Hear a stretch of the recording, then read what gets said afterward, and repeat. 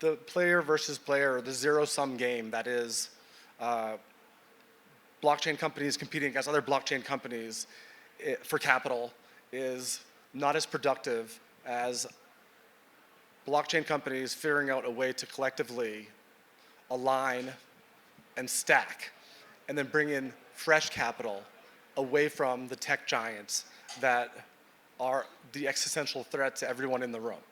So as we get better and better at telling the story about the importance of decentralized compute, we'll raise more and more money to be able to feed to projects in this ecosystem. We want to write a check to every company in this ecosystem so that collectively we start to become very important and unstoppable. And Eric's gotten in my head just how dystopian a future would be that doesn't have decentralized access to compute, and like how that is a real recipe for a disaster and a world where very few companies have all the control. Now, one of the things that I'm sure a lot of all of you have seen is the conversations that Mikey and Jesse have when they're on walks, and they talk about a lot of deep stuff sometimes.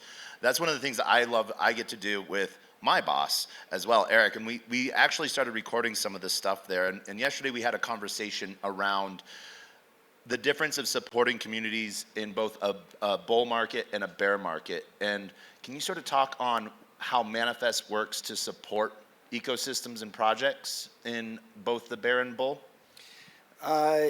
Yeah, so there's a fundamentally different set of forces in a bear versus a bull market. We've been through a few of them now, so we've seen these forces.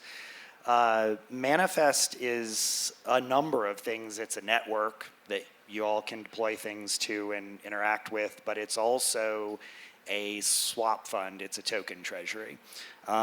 We use that in a bear market to collect up projects that have value but can't raise any money, right? Because in a bear market, projects get really, really hard up.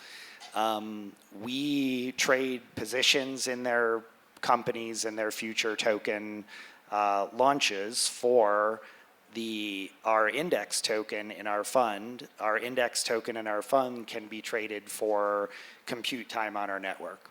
So we kept hundreds of projects alive during the last bear market that are now great projects on our network, because when the